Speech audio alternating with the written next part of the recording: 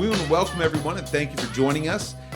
We are joined today by Morgan and Sydney, and we are excited. This is going to be a little bit of a different episode, not in the sense that we don't talk about missions, because we always like to have missions episodes, but today we're going to be talking specifically about the intern program at Nueva Esperanza. We're going to, if you are not familiar with Nueva, Morgan will explain a little bit.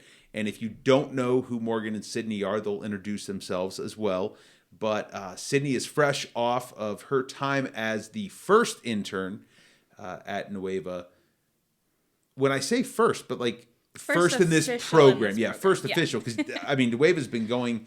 So how many years has Nueva been operating as an organization? This will be 33 in August. Yeah, so they've had people that have come down and spent like an extended time, not like a short-term trip. There's been numerous short-term trips over the years, but they've had different things. But you guys have made it a little more official, and so Sydney, you got to break the ice, possibly break the mold if there was one, and then but also kind of not be the guinea pig, but be the guinea pig. Yeah, be the guinea pig. So, but that you probably appreciated that instead of because you.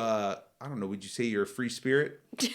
And not in a bad way, but like... I suppose, yeah. Yeah, so I guess you maybe would not have preferred going down and had your time already scheduled out totally with like no adjustments. I did like the freedom that being the first afforded me. Yeah, so... In that sense. Yes, yeah. And not that you're going to at any point, give an intern like this is your, this is your schedule. You have to stick to it, no variance or anything like that. But as you go, you'll be able to make some adjustments and learn from the interns that are coming down. So first of all, I don't want to assume that people that are listening know what we're talking about with Nueva Esperanza or anything like that, or maybe they don't know the two of you. And so I would love Morgan, as a full-time missionary for Nueva, to explain what exactly does Nueva do as an organization, and how long that you have been serving down there? Yeah, so Nueva Esperanza, like we said, has been around for almost 33 years. It was started in 1992. It's in Tegucigalpa, Honduras, which is the capital city, and we serve a very impoverished community. Yeah. So being a third world country, of course, you've got all the normal poverty that comes with that. And our community has a lot of gang violence and a lot of danger. So when Barbara first went down, Barbara Barahona, 33 years ago, she went down to help this community, specifically looking to serve children. Okay. Because so many, especially single mothers at that time, were faced with the difficult decision of locking their kids in their homes in these dangerous areas, like 2-3-year-olds locking them in their homes so that the parents could go out and work. So she went down and started a daycare type center. It's hard to explain because it's not a normal thing here in the States or in Honduras. Yeah. So without seeing it, it's hard to explain, but it's essentially a place. The public schools in Honduras are only a half day. So, and public schools start in first grade and go elementary school is 1st through 6th, and then high school is 7th through 12th. So our kids come in between the ages of 2 and 5 usually. They have to be potty trained. They can't be taking a bottle anymore, that kind of thing. But they come in the morning so that parents can work. And then once they start going to school, the kids go to school in the morning for half a day, and then they come to us in the afternoon. And so we feed them lunch, provide a safe place for them to be, have other classes and things like that. So we have kids all the way from, 2 and 3 years old up through high school seniors. So the kids stay with us in the program as long as they're still studying. It's not abnormal. It's very normal for kids to drop out of school, especially in like 6th grade moving into high school. So that's just our goal, is to provide a safe place for our kids to be cared for, both physically and spiritually. We share the gospel with them. They have Bible classes. We hire only Christian teachers, so our teachers are, really just feeding into our kids and just loving them and showing them the love of Christ. So that's a little bit, very briefly, about the ministry, because obviously there's a lot more to it. But I went down 4 years ago in 2022. So this is year 4. So yeah, it's hard to believe that we're it's been that long. Yeah. But yeah, so I went down in 2022 to serve with Nueva Esperanza on a 2-year commitment. Obviously, I've outlasted that 2-year commitment. Yeah. But and now it's indefinitely is what you've signed up for, correct? Yep, I'm there until God tells me to go somewhere else. So. Yeah. And so do you have any students that go to school other places and then come to Nueva for the second half of the day? Because how old does the school go to, like, at Nueva? Well, we're not a school. So that's where it's complicated. All of our kids have to be enrolled in a public school. Okay, they have to be in a public school. Okay, because you kept referencing like, oh, well, I had my first grade class. And so I was thinking that some schooling was taking place there. But obviously you divide it up by class once they come to the program. And it's all additional schooling. So okay. They are teachers, and it is classrooms. Like, we do a homework period, and we do, like, they have an English, like, all those different rotations. I taught the art class, but it's all additional to the public schooling that they get. We reinforce their public school teaching through classes like math and having their homework time so that they can do that. We're just not a government accredited school. Yeah. And the schools in Honduras are very old-fashioned and basic. So, it's reading, writing, and arithmetic, memorization. You sit there and copy what the teacher writes on the board. It's not a lot of critical thinking. It's not allowing kids to learn in different ways other than through memorization.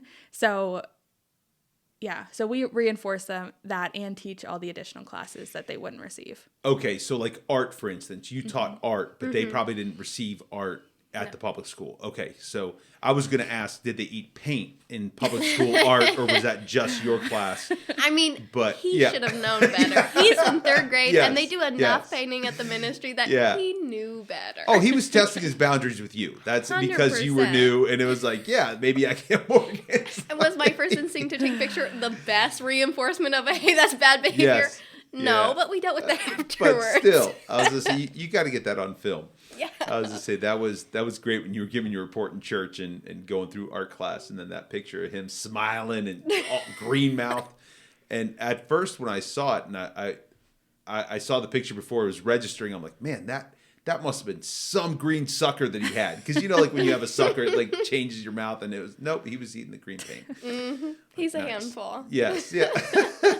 But those are the fun ones, I was going to say.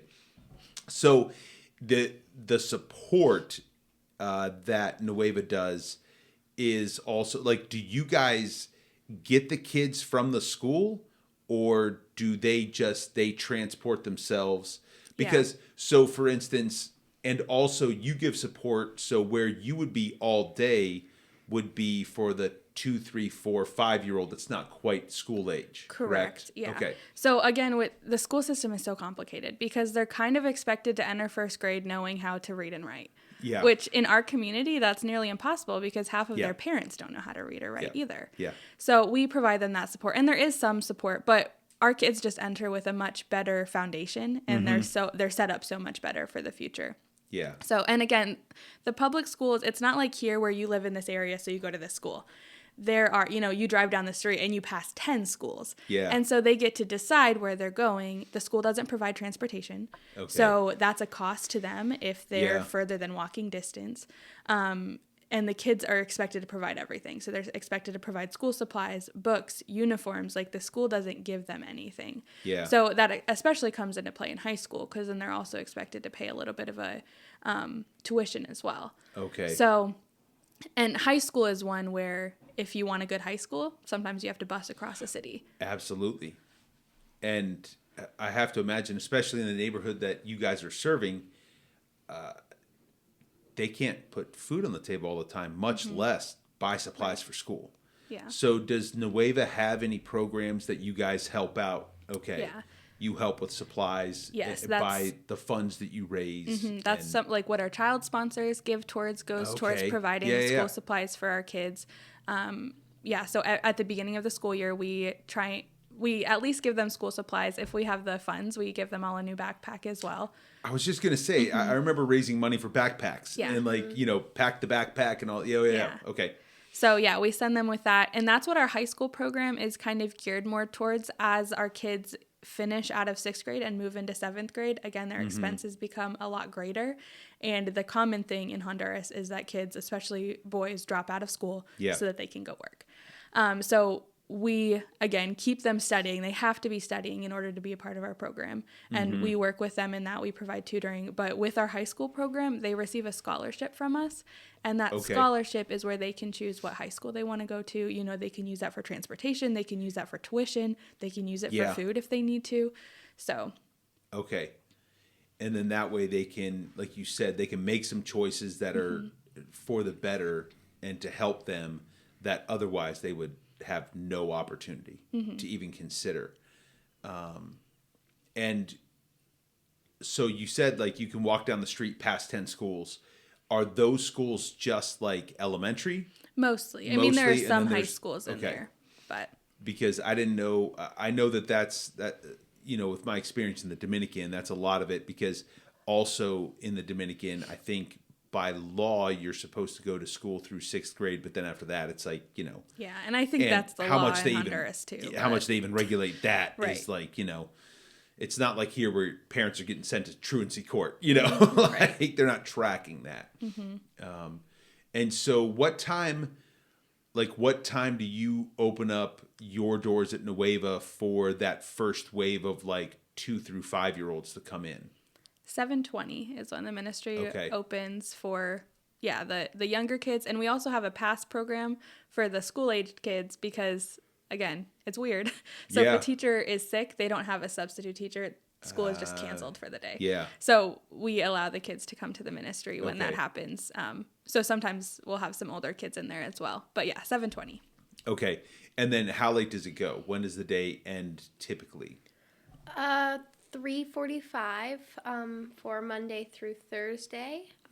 For the elementary age. Yeah. That's when parents start picking them up, and it takes about 15 minutes to get most of them through the doors. And then on Fridays, 3:30. So it's a bit earlier. Okay. We're open until 5 for the youth because their classes start a little bit later because they usually have further to come from high school. And then, we're the last hour from like 4:15 to 5 is just they're welcome to just stay and hang out, play sports, converse with each other, with their teachers. But and so there's some extra time and just to be together, and some extra time if the parents have a job that goes a little bit later, that they don't have to be at home alone. So talk through a little bit, and I do want to get to your calling of why you felt called down there, but I'd love to hear what went into you feeling God was calling you to go down as an intern.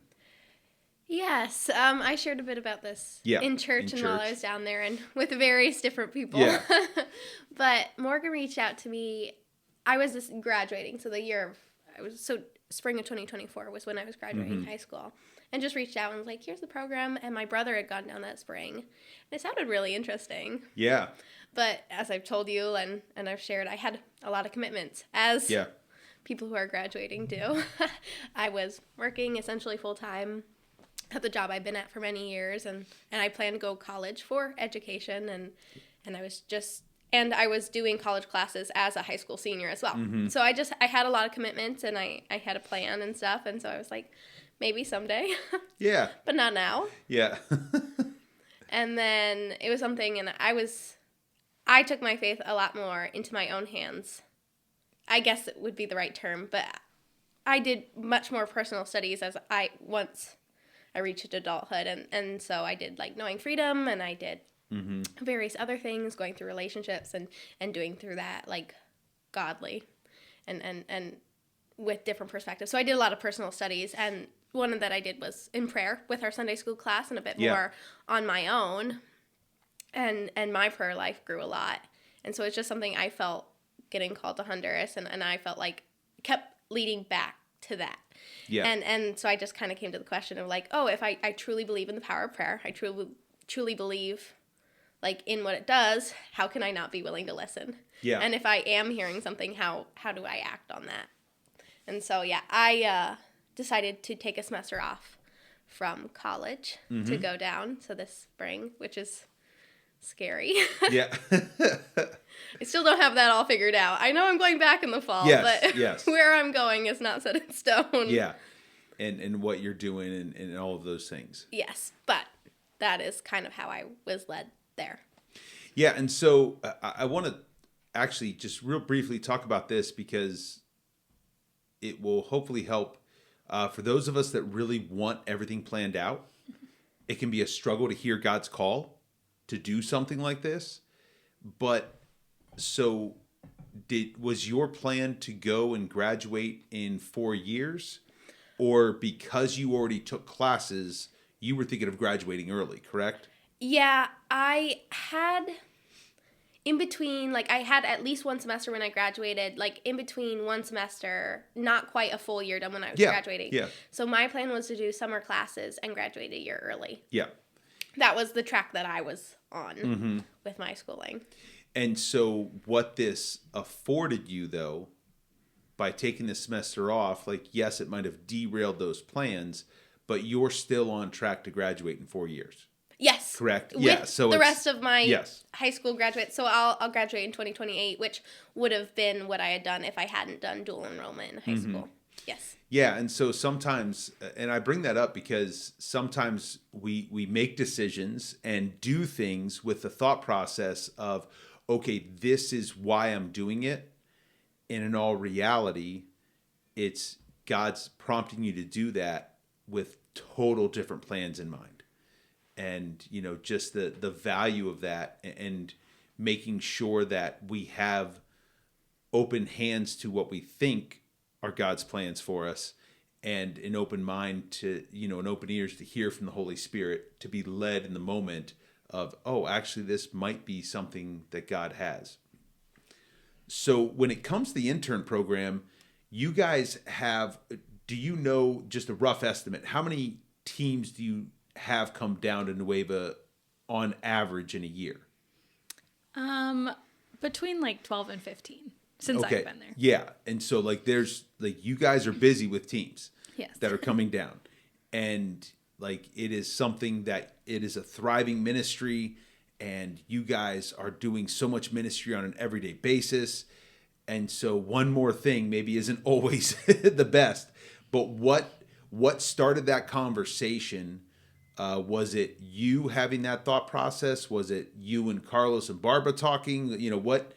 What even started that conversation about an intern program?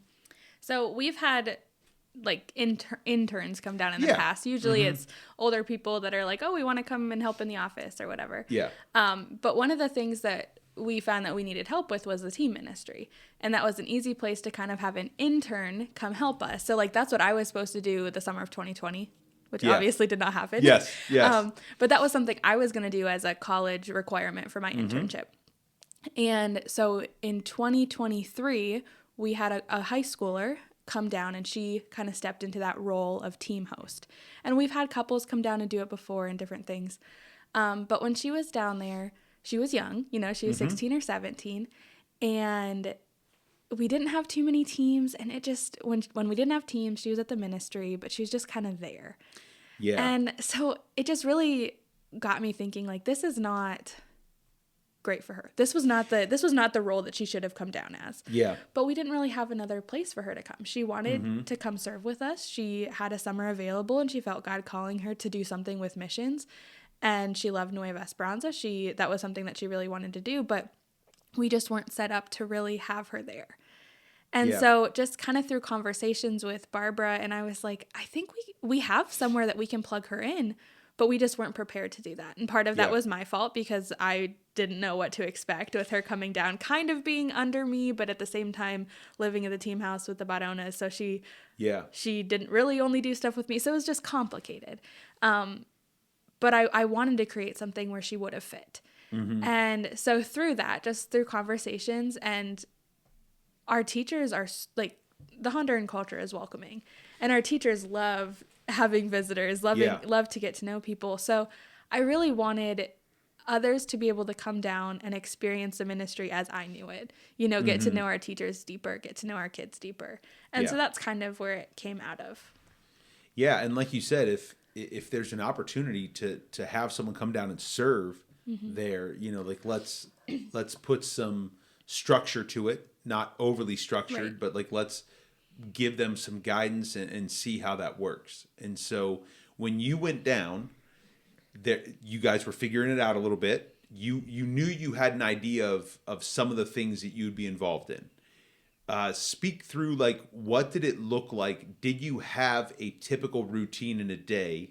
What did that look like? And how did that grow or evolve during your time down there? Yeah. So I went down not knowing a schedule, which is entirely my fault.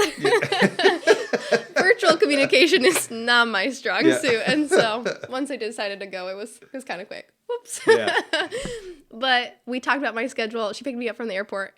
And that's when we talked about on the way back to the city. Yeah. So I think I like the intern program because there was several different avenues I could have taken depending on, airing to my gifts and future, and I'm going for teaching.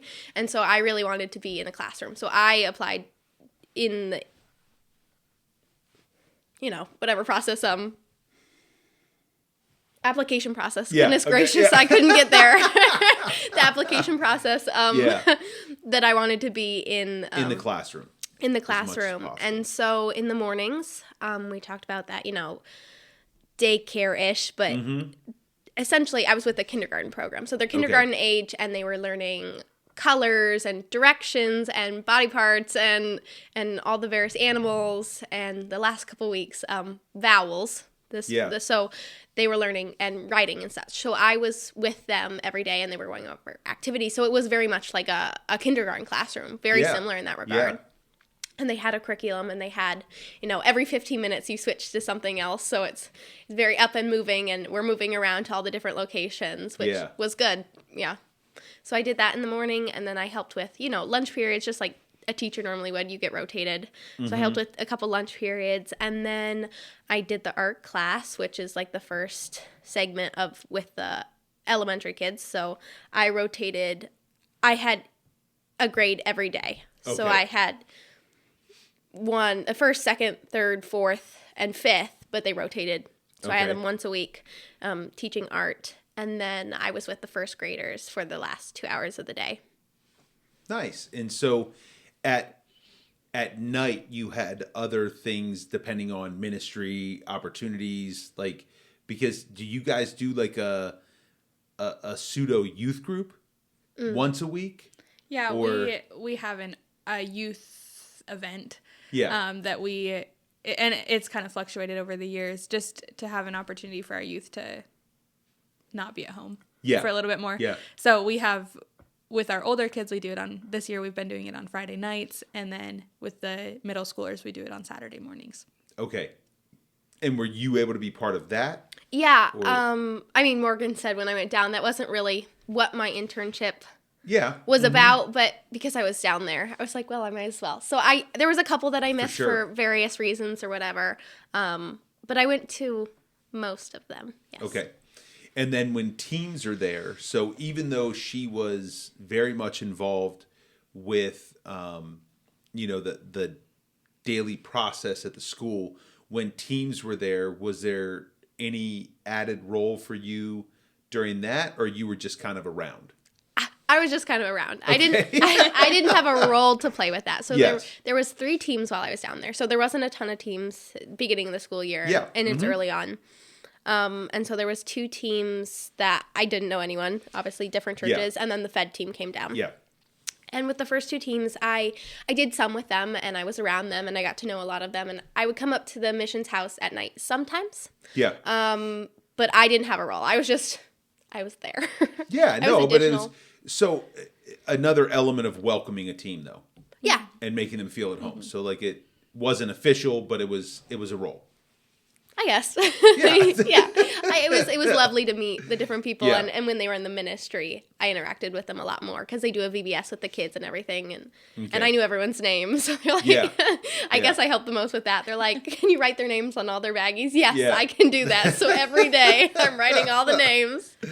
And then with the Fed team, Morgan and I did everything with them. Yeah. More than we would with another team. But Yeah, which is understandable. it's home church. Yes, So. and to be honest, that's the expectation, Yeah. as you know. Like, the expectation is, well, we're not going down. Well, I mean, there would be a lot of people that would be like, hey, we're going down to serve, but we're going down to serve with Morgan. Yeah. You know, like, so where's she at? Like, we were talking about a lot of churches when Carlos goes, like, they're signing up to come down and do ministry with him, you know, and so it's just that natural, you know, understanding that some people have. So that was kind of a little bit of a snapshot of what Sydney did as an intern, but she mentioned that was in the application process, that was what she wanted to be guided more towards. Speak to a little bit of people that might be listening that might be thinking, oh man, I think I would love to go down, but I'm not sure that my calling is to teach third graders art, you know, or to be with the, you know, kindergarten class at the beginning. Is this only people that are teachers that, you know, should come down? You also talked about there was different options. So what are some other opportunities that people could come down and intern, but have a similar but very different looking day than what Sydney did? Yeah, so as we kind of were thinking about where we would plug interns in, we kind of came up with a couple different titles. Yeah. And obviously each person is going to be different in their interests, and it's going to be mixed and changed depending on what they're doing, when they're coming, that kind of thing. But the main areas, I mean, obviously one would be a classroom assistant. So doing what Sydney did and being in a classroom all day, every day with the kids, mainly with the younger kids. We also have our youth program. So being in a youth classroom, maybe teaching some of our youth classes, teaching an English class, assisting more with the youth events, things like that. A construction intern. Right now we don't have too much construction going on, but especially as we're getting ready to start some projects, big projects, you know, working with our construction guys, working with our maintenance guys. Obviously that, because when we were thinking about it, you know, a lot of times guys aren't like, oh, I don't want to sit in a, you know, preschool classroom all day. Takes a special man to Yeah, want to I do was gonna that. say, Yes. So trying to find roles for them as well. So kind of just joining our construction team. And I mean, if we have construction interns come down, I'm not going to be able to tell them this is exactly what you're going to do while you're here, because it all depends on what you might be painting a wall. You might be sanding something all day, you know, who knows? So yeah, having repairs a construction of things intern, that break in the moment that you don't exactly. know. Yeah. We also would have an administrative intern. So obviously we've got a lot of administrative tasks that need done. So working up in the office, and again, being able to fit those roles kind of together. We have someone coming this summer, and he is going to school for business management. So his internship is going to kind of look like he's going to work with the youth because that's something he enjoys, but he's also going to be doing administrative tasks, help with some accounting type things, just for him to get experience and kind of see how things look. So those are the main kind of types of interns. We also would love somebody, you know, that might be a nurse or something to come down and do healthcare, or just, you know, having like a healthcare intern that again could be mixed in with other aspects. But we also want to have things that we want our interns to be able to come without Spanish fluency as a requirement. Okay. So that's where it's a little, that's where we're trying to find things where we can plug them in without having to know Spanish. Like Sydney was able to come down and join a classroom without being fluent in Spanish. We tried to knowing much at all. We have quite a few bilingual teachers, so that's a huge benefit by being able to try and have the bilingual teachers around. But even when not, she can get by and figure it out. Very patient. Yes. You can understand a lot with just like understanding the routine, but other than that, you know, you pick up words. You pick up a couple words every day, and general gestures. Yes. You understand no, so you understand if you need to go back and do something different. Yeah, that's good, because that also, it broadens the scope of people that can possibly do this. Yeah. And obviously you guys are thinking through that and desiring that. and that would, you don't want that to be a limiter, because you wouldn't have gone, or you would have had to do a lot of study before you went in a couple years, and so not to have that stopping people is really neat. And so right now, are you thinking like that 10-week range is the ideal, or that's flexible? I mean, I think 10 weeks is great because that's pretty much the max amount of time that you can be. 90 days is what your visa is for. Okay. But what we're trying to do with the internship, I tell people 3 weeks to 3 months. Yeah. So you can come for 3 weeks. That's going to be the shortest amount of time you can come because that's a lot of work to get you plugged into the ministry for 3 weeks. And I also don't think it's as beneficial because it's short. So like the 10 weeks is definitely the ideal. Yeah. But I also understand that doesn't always work with people's schedules. So 3 weeks to 3 months. Okay. Well, that's good. Now, one of the things that I know parents would be concerned about, in staff meetings, your mom expressed a little concern. And so, and as she was talking to your dad, she got more information from Morgan's dad than she did from me. Yes. And she expected that. But so you talked about the danger, and there is that element. So what does it look like for someone coming down? What are the living arrangements? Do they have to find their own apartment? Like, I know the answers to this, but talk through that a little bit just to maybe help set the mind at ease of parents that might be listening and thinking, oh, this would be great for my kids, but, Yeah, so part of my role over the last year and a half has added this intern program host to my job description. Yeah. So part of that came with finding a new house. So the house that I rent now is bigger. So it has 4 bedrooms. And so the idea is that interns will stay with me, and I'm in charge of the intern program. Yeah. So I, provide transportation to the ministry, grocery shop, all that stuff. We're really living in community. And I mean, I am most of the year, I live alone as a single white woman. So I do live in a safe area. I live in a gated community. Are there dangers? Sure. Did I put up cameras before I came home just to make sure nobody broke in? Yes. Yeah. But that's just part of living in Honduras. Yes.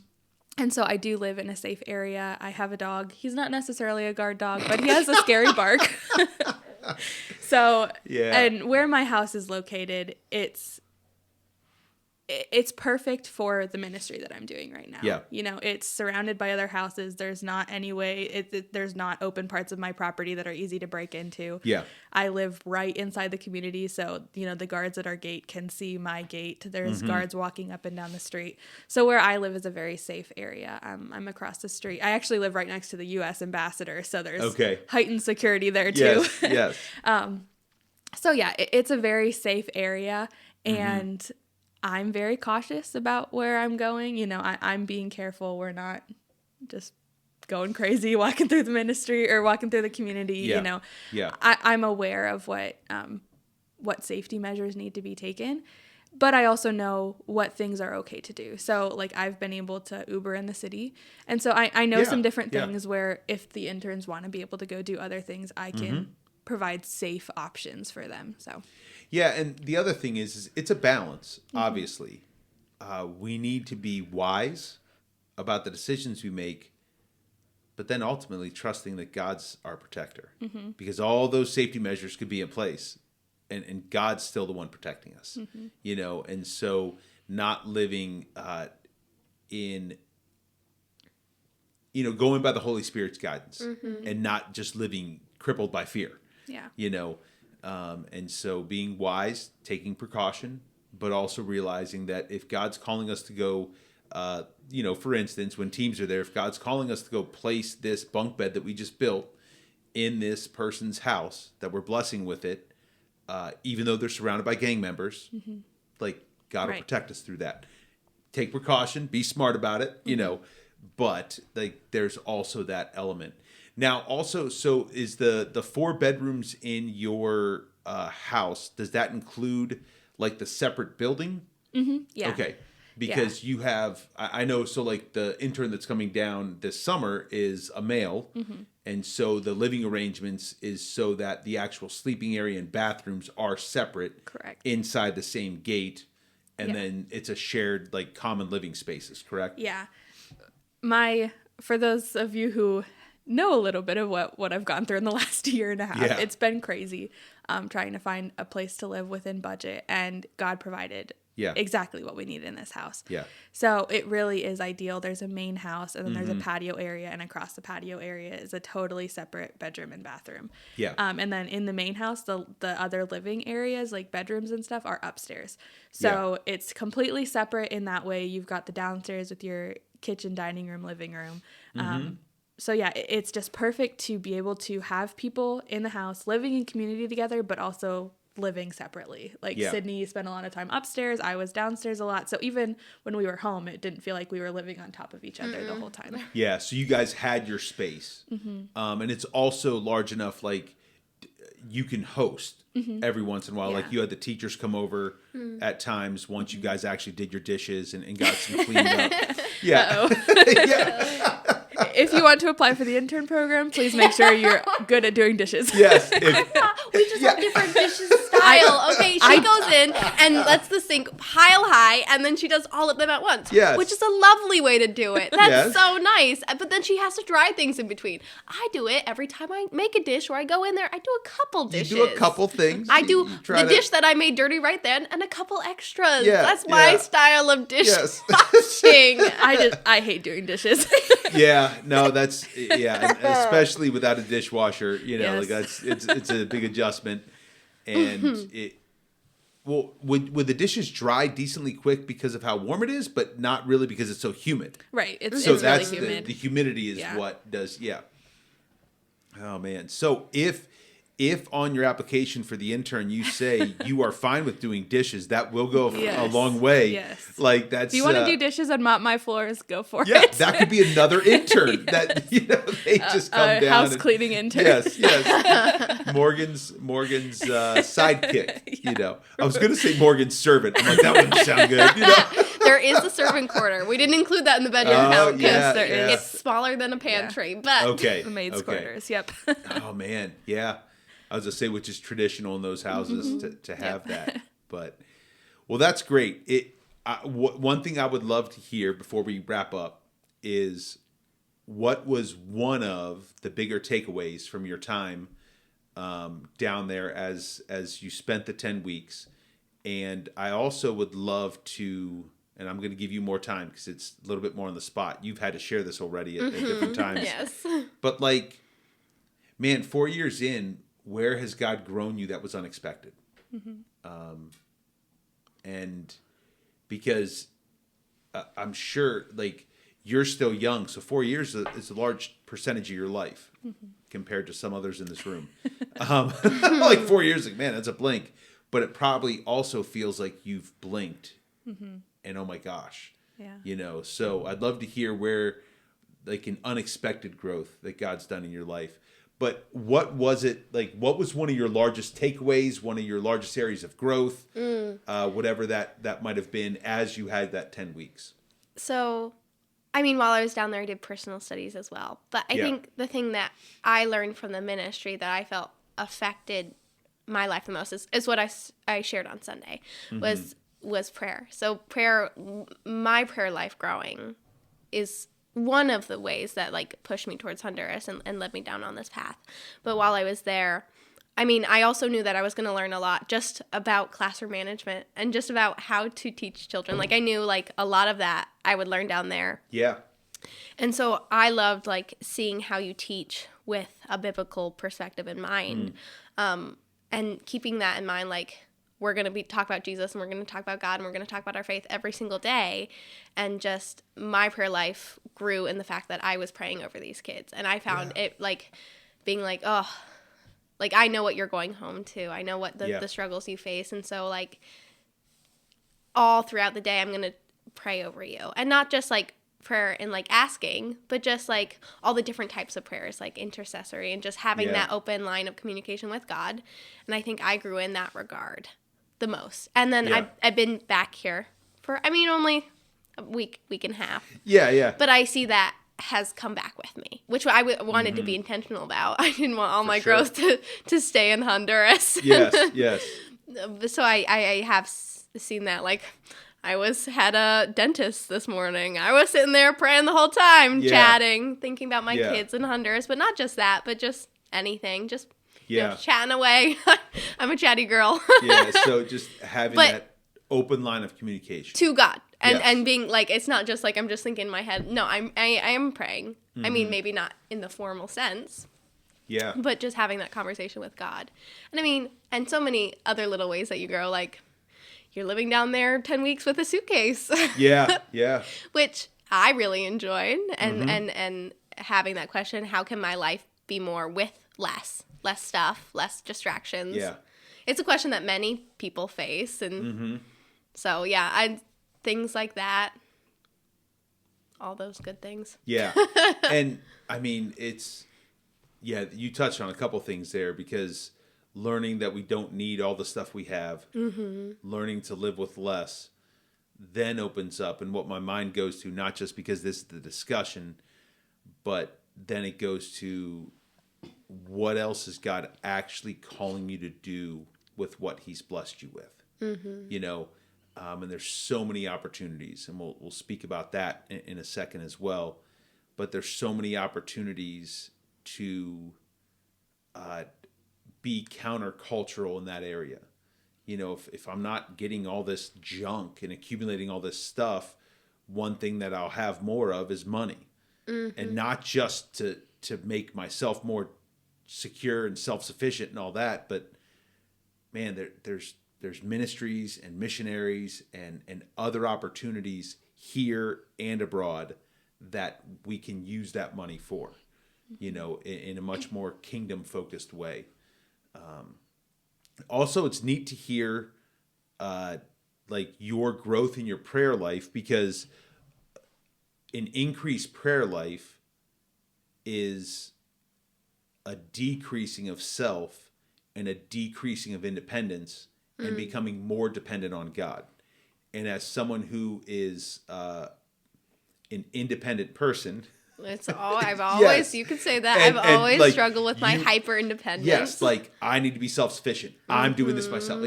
And there's some great strengths in that, but also not carrying that over into your relationship with Christ is huge to see God breaking down some of those barriers, as far as like your walk with him and growing more dependent on him. Have I given you enough time? Have you thought about like the unexpected growth? Yeah. And it was good to hear. Like I didn't just ask her that to give you time. So, yeah. I mean, I definitely think where I am now is not what I thought I would be doing when I went down 4 years ago. Okay. And I think a lot of that has come through what you guys were just talking about, in that, because I'm also an independent person. I was maybe not as much as Sydney. Yeah, but I was. Yeah. I think our independent natures lead to us having the confidence and the ability to go to a different country. Oh, absolutely. And I think that's a great strength. Yeah. Yes.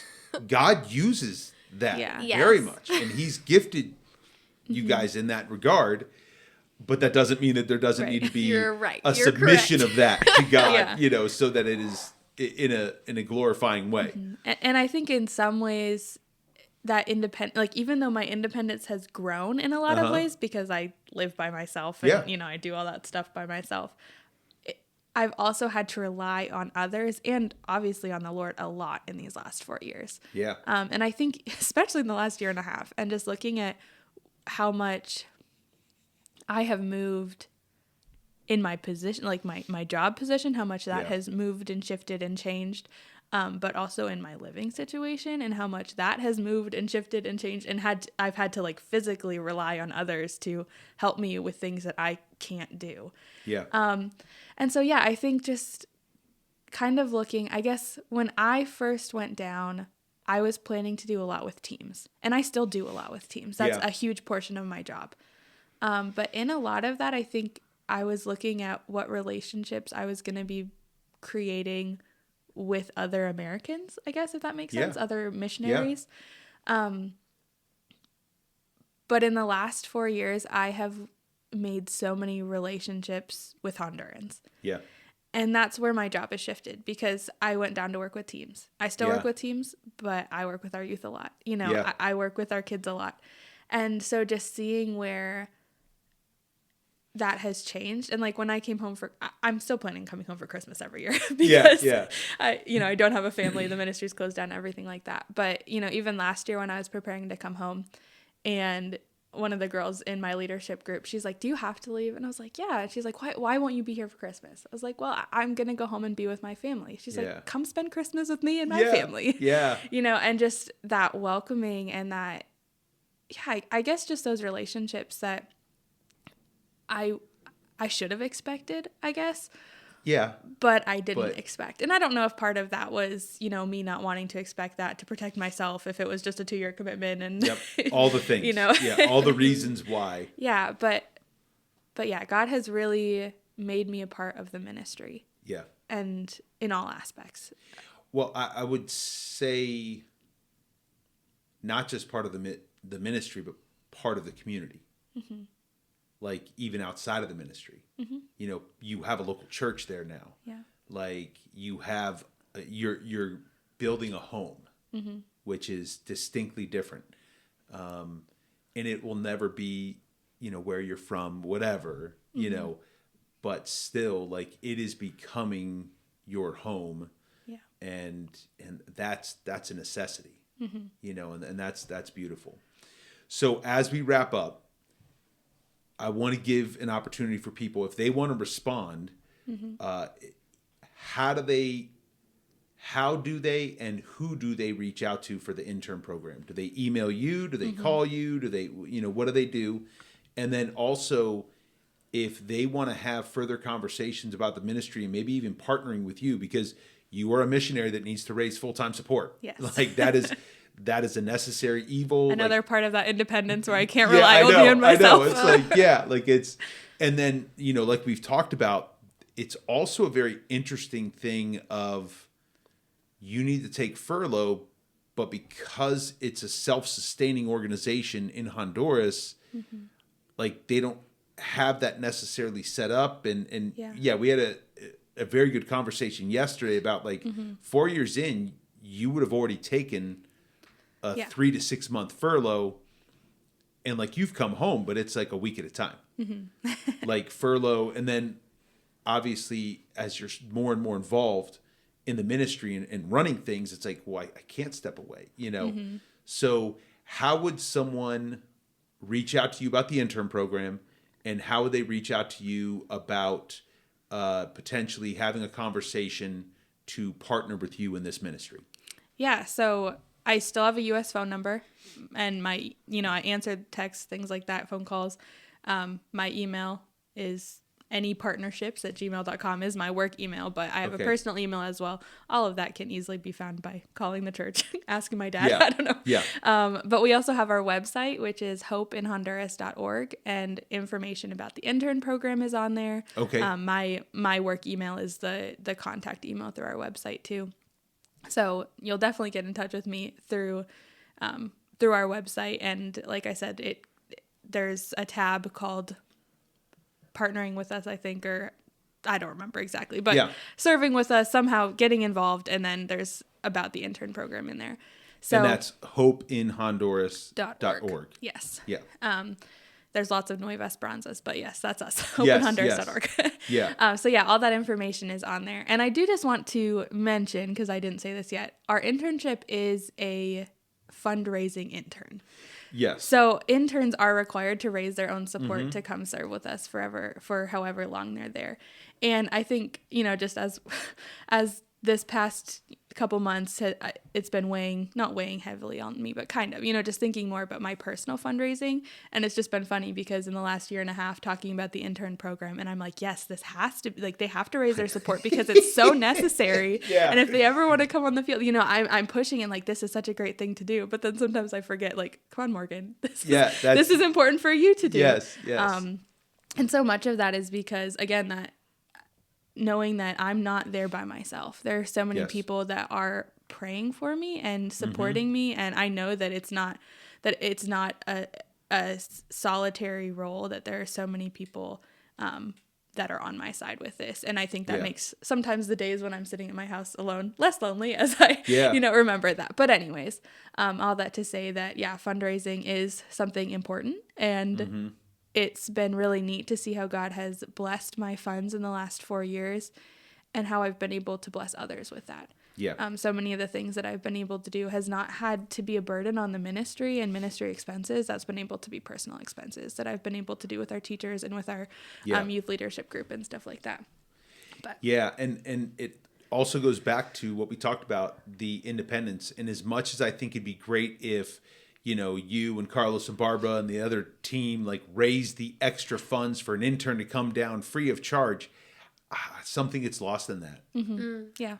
There's a dependence on God and seeking partnership with people in prayer and in finances for the interns that really does help in that area.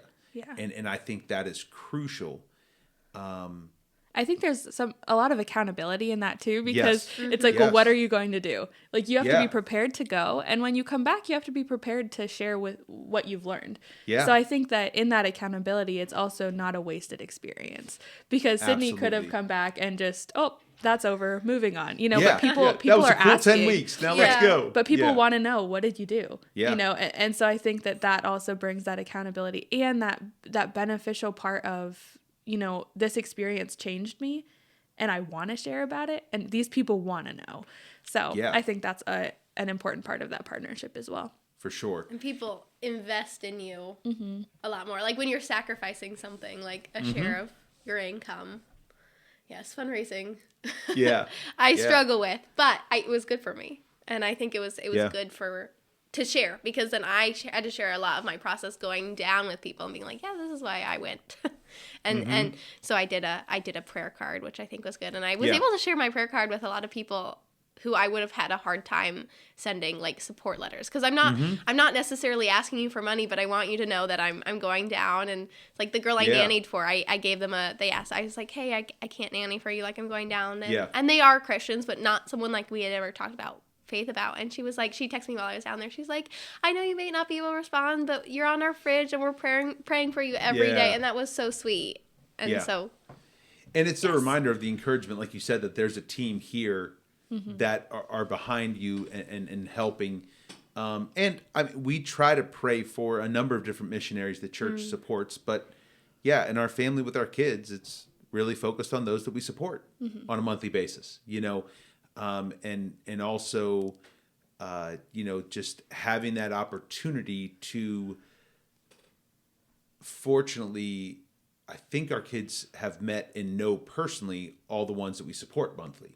And so they have a vested interest, and they have a connection. And so then it becomes a little bit different for them, and being intentional to pray for those people that are going. And so hopeinhonduras.org is the website to check out, and you can reach out to Morgan that way and then have more of a conversation moving forward, whether it is looking to partner with her personally or reaching out about the intern program. And there's more information on the website. We definitely encourage you guys to do that. Well, thank you guys very much for the conversation. Anything that you wanted to say that I didn't get to? Nope. You're good? Okay. We've said our piece. Yes, you've spoken. You're done. But thank you, everyone, for joining us on the Federated Squared Circle, Wrestling with God's Word. I just want to remind you to prayerfully seek in how God is calling you to be part of global missions and local missions. But whether that is to be praying for those that are on the field, to be praying and supporting, or maybe even going on an internship or going on a short-term mission trip, we are all called to be involved in global missions in multiple ways in Scripture. So we want to encourage you to continue to do that and to look for ways to have that be a growing part of your life and your walk with Christ. We'll see you next episode.